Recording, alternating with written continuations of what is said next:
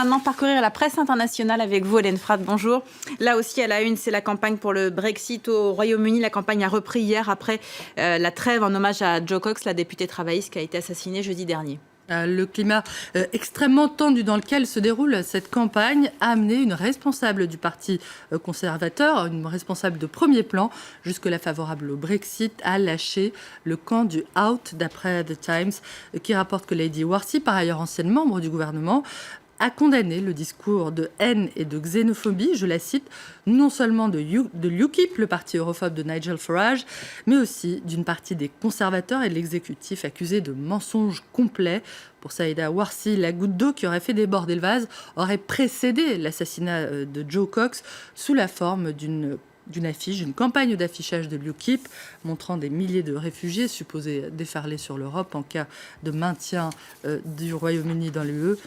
Outre cette défection de dernière minute, le camp du Out doit aussi composer, nous dit-on, avec la décision surprise de la version dominicale du quotidien conservateur Mail on Sunday de rejoindre le camp du In, d'après The Guardian, qui rappelle néanmoins qu'une bonne partie de la presse britannique, dont The Sun et les éditions dominicales du Times et du Daily Telegraph, militent toujours en faveur d'une sortie de l'UE. Et la possibilité d'un Brexit, l'UE serait en train de s'y préparer. D'après The Wall Street Journal, les responsables européens seraient en train d'organiser une série de réunions au cas où les Britanniques voteraient en ce sens pour calmer les marchés financiers et éviter un effet domino sur les économies les plus fragiles, notamment l'Irlande et le Portugal.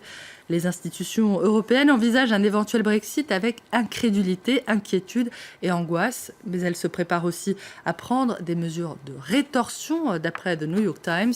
En d'autres mots, le Royaume-Uni sera amené à souffrir de son choix, poursuit le journal, qui explique que les capitales européennes sont bien décidées à dissuader d'autres pays de suivre l'exemple du Royaume-Uni, avec d'autres problèmes cruciaux en cours, la dette grecque, la crise migratoire et le terrorisme.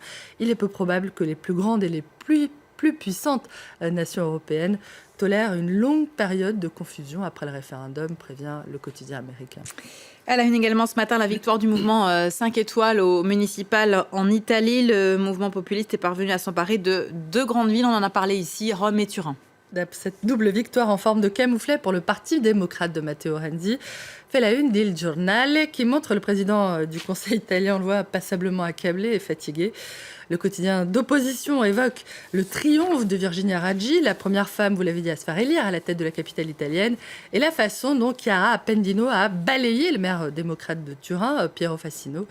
De victoire présentée comme un avis d'expulsion pour Matteo Renzi, qui avait néanmoins déjà fait savoir qu'il ne démissionnerait pas, quelle que soit l'issue du scrutin. Quant à Virginia Raggi, charge à elle maintenant de faire face aux défis qui l'attendent à la mairie de Rome. Et ils sont nombreux, d'après The Guardian, qui évoquent la nécessité de changer l'image du mouvement 5 étoiles auquel elle appartient. Un mouvement fondé par le comédien Beppe Grillo qui doit à présent démontrer qu'il peut passer du statut de simple protestataire à un statut de parti de gouvernement. Mettre fin également au scandale de corruption Mafia Capitale qui avait entaché la gestion de la précédente équipe municipale, de faire payer au Vatican quelques 650 millions d'euros de taxes impayées, ou encore de faire gagner la candidature de Rome pour les JO de 2024. Le tout, rappelle The Guardian, dans un contexte où être une femme politique en Italie n'est pas facile, je cite. On termine cette revue de presse avec un coup d'œil à l'Euro de football, plus précisément aux supporters de l'équipe d'Islande qui fait sa première apparition dans une compétition internationale. Présentés comme les petits poussets de cette compétition, les Islandais ont bien commencé puisqu'ils ont réussi à tenir tête au Portugal et à la Hongrie. Un bon début que les joueurs doivent sans doute en partie à la ferveur de leurs supporters venus les soutenir en nombre. Près de 10 000 d'après The Wall Street Journal qui rappelle qu'avec environ 330 000 habitants, tout le monde se connaît forcément un peu. Si 5 personnes s'assoient dans un bar, au moins l'une d'entre elles connaît quelqu'un qui fait partie de l'équipe nationale, raconte une supportrice. Une belle histoire de foot alors qu'il y a encore 15 ans, le football n'était même pas une discipline sportive pratiquée à plein temps. Les entraîneurs certifiés par l'UEFA étaient alors aussi rares en Islande que les chameaux, s'amuse The Wall Street Journal. Voilà pour cette revue de presse. Merci beaucoup Hélène.